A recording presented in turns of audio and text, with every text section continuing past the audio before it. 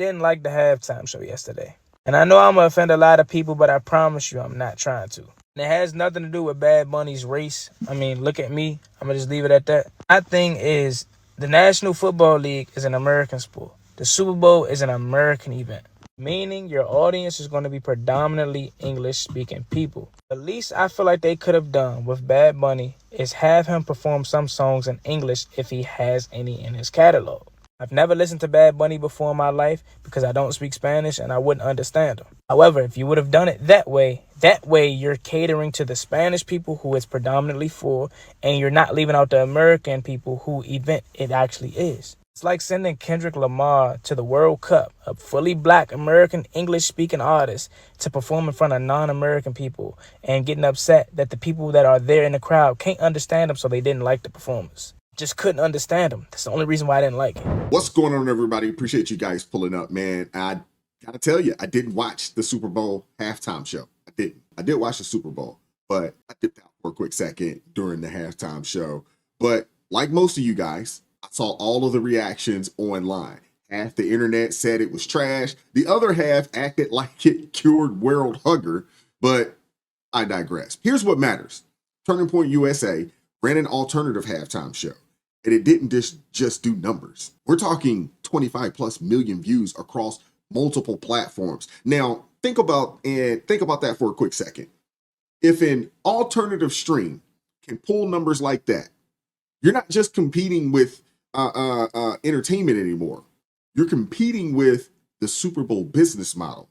We're talking ad money, sponsorship leverage, you name it, cultural control. And if those numbers keep climbing, Roger Goodell and the NFL, they're not just watching trends. They're actually watching a potential disruption. Because the question isn't, did the people like the halftime show? No. The real question is, what happens when fans realize that they have other options because of, the symbolism and, the foolery. Again, it's one of those situations to where when companies start to disregard their main customer base in order to capture others, typically, historically, those companies tend to fall because they alienate the people that put them in business and keep them in business, all in the name of, let me see if we can add some new viewers. Greed is a real thing, man. Greed is a real thing. Hey, a lot of people like to say, hey, money is the root of all evil. No, it's the love of money that is the root of all evil. And typically that love of money, that greed, it's a fast track to a downfall. Hit that like button, share this video, subscribe to the channel. Let's get into it. How did you do? Do you have a sense of how many people watched? Yeah, it was kind of blew our minds actually a little bit, Brian. And we saw at one point across all the different social channels, we saw over 10 million concurrent views. So that was adding up all of Rumble and all of our partners just on the social side. So, and now the numbers keep trickling in. I mean, right now as I'm sitting here, YouTube's numbers keep updating. And so we're trying to put it all together. What I can safely say is that we are now over 20 million viewers across just social. So we haven't even gotten our partner broadcasters, their analytics. As you know, sometimes the ratings take a little while, but that's 20 million viewers. And we don't know how many people were gathered together, 3, 4, 10 in a room watching together. So we're going to try and put a final number on that when we can. What we can safely say is over 20 million Americans tuned in to the All-American halftime show tonight. I looked at the pregame show. They had Green Day, the most anti-American band you could imagine. They wrote their hits album was called The American Idiot, and the lyrics reflect what he thinks of America and our policies. And then they have at halftime Bad Bunny. I mean, NFL is the #1 league in the world, and they do a lot right. I don't understand why in the year 250 they wouldn't think red, white, and blue, but you did. Lee Brice also released a song that is so appropriate about our culture. Talk about that. Yeah, he actually wrote that in honor of Charlie. So, he has a ton of hits, and he wanted to play this one. We said, absolutely. You wrote it for Charlie in his honor, so do it. And, I mean, that's what you saw from all of our performers. They did something special to honor the moment, honor how big the stage was, honor Charlie, honor our country. And you saw that from Kid Rock, who said God woke him up in the middle of the night to write another verse to that hit song "Till You Can't," and he used it to glorify Jesus and lift up his faith and be loud and proud about that. But really, there was no agenda. It was just good music for Americans, for people that wanted to feel proud about their country, wanted to love their country, love their God, and love some great music. So, and that was in contrast to the other guys. That was on full display tonight, Brian. And you notice, if you had Kid Rock, Brantley Gilbert, Lee Brice, and Gabby Barrett all performing tonight. But you mentioned that you went back and looked at Charlie Kirk's tweets. And you noticed that he was always commenting on the halftime show. He's like, why can't they be a little bit more red, white, and blue? Why can't it be a little bit more pro-American when the whole world is watching? And that's what kind of motivated you guys to do something. Yeah, he was always fixated on this event, this halftime institution. He wanted it to lift up the best ideals of our country as opposed to pulling us down or being, kind of the lowest common denominator. He wanted it to lift us higher. He wanted it to be about our highest ideals. And, because of the success that just it's blown our minds tonight, Brian. So we are going to commit to doing this again next year. We're going to do another halftime show for the country next year. So I'm breaking a little news here, Brian. 20 million at very minimum. I think that number is going to go higher, 40, maybe even 50 in the next 24 hours. So I can tell you that's a shot across the bow. People are paying attention. And, if you give us a year to plan this thing, I'm really excited to see what we can pull off. But we got to do it for the country. And this was a massive success, and we were grateful to do it. And the Make Heaven Crowded tour gets started for 2026. And that's going to be fantastic, too. And, of course, the president's going to be counting on you guys to get the vote out with Turning Point Action.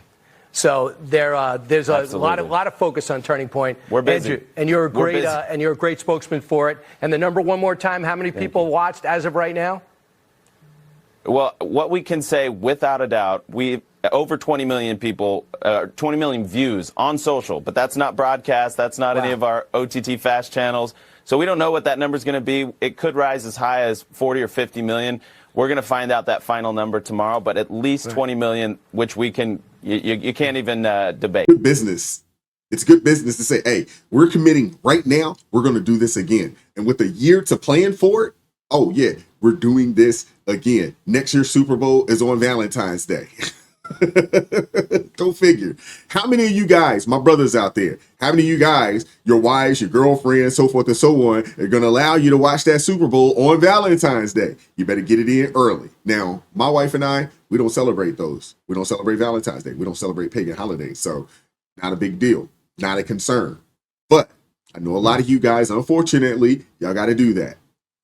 We, in my household, we try to show each other love on a day-to-day basis. And we try to look out and take care of each other on a day-to-day basis. We don't need a day to say, hey, this is the day you need to do it. No, we just do it every day. That's what makes a good marriage.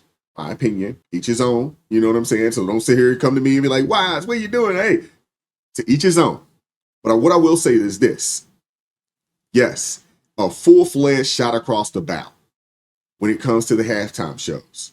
A lot of people look at the halftime shows over the better part of the last couple of years as being somewhat divisive, so forth and so on. Not something that was meant to bring people together, but something that more times than not divided the people more.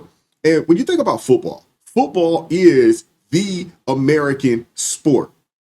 We're the only country that really plays it like that, especially on a high level, and especially from youth all the way up to the professionals.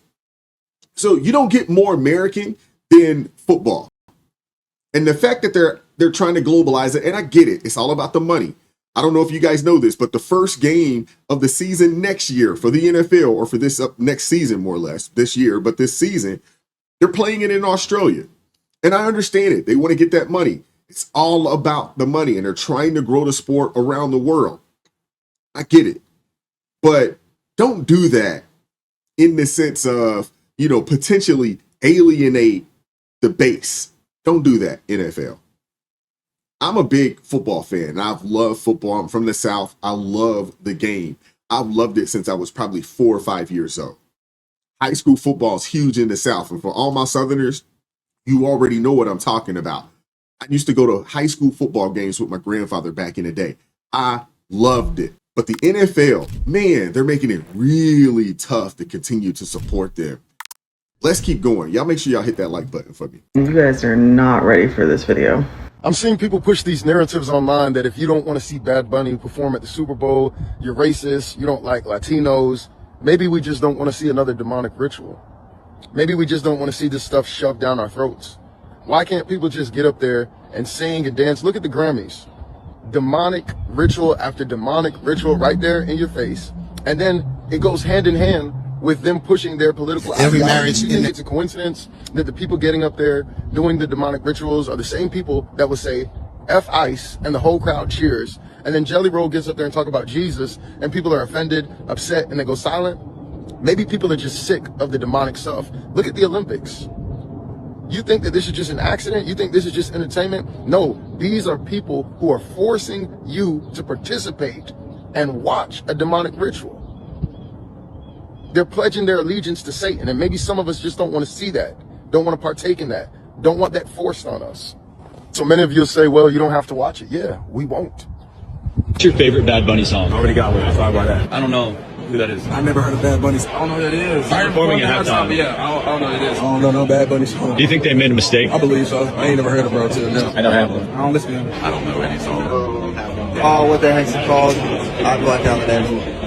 I don't think I have one. I don't know Bad Bunny song. That's a tough one. I don't have one. I don't really listen to that, but I can't lie. I really do not know any. I haven't listened to any songs. I don't know any to keep it G. I just tuned into Bad Bunny this morning because is it DTMF? Let me know your thoughts down below. Yeah, it's crazy. Even the NFL players are like, I don't know.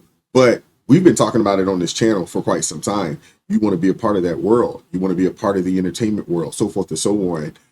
You know what you have to do. And at this point now, they're not even hiding it. They are over in your face, letting you know this is who we are, this is what we're about. And anybody that wants to be a part of that world, they're letting you know that if you want to be a part of this world, this is what you're going to have to do. Bend the knee, conform. That's the only way. I mean, like, who is this man? Golly! You can't sing. I mean, like, what is this? Golly! This is ridiculous. And got the American flag and all these other flags. And yeah, God bless you too. Get off the stage. Please get off the stage. Get off. Put the game back on. I can't stand this. Tell me that. I mean, what in the world is all this foolishness? Thank you. Get off the stage, please. Jesus. Yeah, my grandma is a Cowboys fan. I know, don't go too hard on her. But she was rooting for the Seahawks. I hadn't talked to her today just to get her thoughts on all of this. I talked to her on Saturday, and she was just telling me how much she's supporting the Seahawks and so forth and so on. I can imagine her being like this grandma right here, like, what the heck is going on? I don't even understand. I don't speak Spanish. I don't understand what's going on. What the heck is going on? Seriously. And we're talking about a good God-fearing Christian woman. You know what I'm saying? Been singing in the church since she was knee-high, to a grasshopper. You know what I'm saying? And still singing in the church at 83 years old. God bless her soul. I'm interested to hear what her thoughts were on this. But I thought this was pretty funny. I'm sorry, Piers, but to get up there and perform the whole show in Spanish is a middle finger to the rest of America. Who gives that we have 40 million Spanish speakers in the United States? We have 310 million who don't speak a lick of Spanish. This is supposed to be a unifying event for the country, not for the Latinos, not for one small group, but for the country. We don't need a black national anthem. We don't need a Spanish-speaking, non-English performer, and we don't need an ICE or America hater featured as our primetime entertainment. Okay, what is the national language, officially the national language of the United States of America? I mean, English. And there's been a push for many years to make it an official You don't have one. documented thing. You don't have one. If you would have let me finish my comment, I would have pointed that out, that people have been pushing to make it official. Okay, right, so you're trying to make official. This attitude that you have right here is why you in Great Britain have lost your culture. You ceded your culture to a bunch of radical Muslims who came in and took over, and now it's gone. We're not allowing that here. Whether it's Hispanic, whether it's Muslim, it's not happening in the United States of America. That's why President Trump was elected. And whether it's Bad Bunny, who is American but refuses to speak English in his performances, or anybody else, we have to keep the Super Bowl, which is a quintessential American event. Football, that kind of football, is ours. They call it American football. And the halftime show and everything around it needs to stay quintessentially American. Not Spanish, not Muslim, not anything other than good old-fashioned American apple pie. There should be a meatloaf, maybe some fried chicken, and an English-speaking performer. That's what the Super Bowl should be. Honestly, I ain't even mad at her. And as someone that grew up in the South, I grew up, you know, if you know anything about the South, you know, the Lift Every Voice and Sing is a song that if you take chorus or something along those lines, you know, in elementary school and middle school, you're going to sing that song. And I'm very familiar with Lift Every Voice and Sing. And I knew that it was called the Black National Anthem. At that time, this is the, you know, late 80s, 90s. I never would have thought in a million years that they would be virtue signaling to put it out there and say, hey, this is an anthem. Because not only did we learn Lift Every Voice and Sing, we also obviously learn the Star Spangled Banner. We also learn Proud to Be an American, and a host of other songs as well. Because now, mind you, I got to say this too. I grew up down south. So there's a good amount of pride in the nation when it comes to us Southerners. I can't speak to those out that grew up on the West Coast and those in the Northeast. I'm just talking about those of us that grew up in the South. I come from a long line of people that served in the military, dating back to, like a great-grandfather, you know, that served in the military, you know, irregardless of, you know, the treatment, so forth and so on. This is our country, and we are appreciated and we are proud. And I don't necessarily have an issue with Lift Every Voice and Sing. My issue is the virtue signaling.